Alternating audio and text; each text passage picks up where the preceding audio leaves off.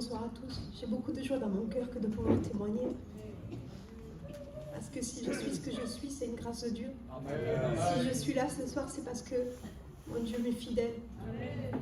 Et c'est par amour et par grâce, Seigneur, que je me tiens debout devant vous. Vous savez, ça m'est difficile pour moi, en quelques minutes, de vous expliquer tout ce que Dieu a fait dans ma vie. Il m'a donné vraiment beaucoup de bénédictions. Et c'est difficile pour moi d'en trier une pour vous témoigner. Mais je crois que celle qui m'a vraiment aidée dans ma marche spirituelle, ça a été la révélation de la croix. En fait, je me suis baptisée.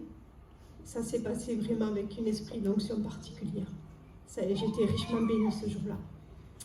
Et le lendemain, à mon réveil, dès que je me suis réveillée, j'ai réalisé que ma vie, elle ne m'appartenait plus. Et j'ai été en panique. Je me suis dit, Seigneur, qu'est-ce que j'ai fait?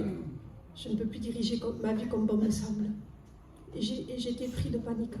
J'ai compris que ma vie lui appartenait et que je ne pouvais pas faire selon mon cœur, selon mes pensées, mais selon sa parole. Et je me suis levée, je me suis mis à prier et à pleurer.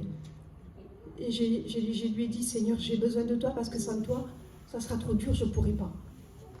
Et je me suis levée et je suis allée faire ma vaisselle. Rien de plus.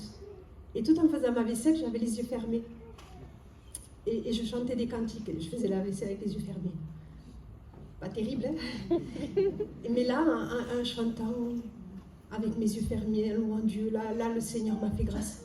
Là, il m'a révélé la croix, il m'a révélé son corps, il m'a révélé son dos labouré, il m'a révélé ses mains, ses pieds percés, il m'a révélé ce qu'il a subi, cette souffrance qu'il avait pour moi. J'ai été brisée. Vous savez ce que j'ai fait? J'ai pris mon téléphone, j'ai appelé toute ma famille. Et je leur ai témoigné de l'amour de Jésus.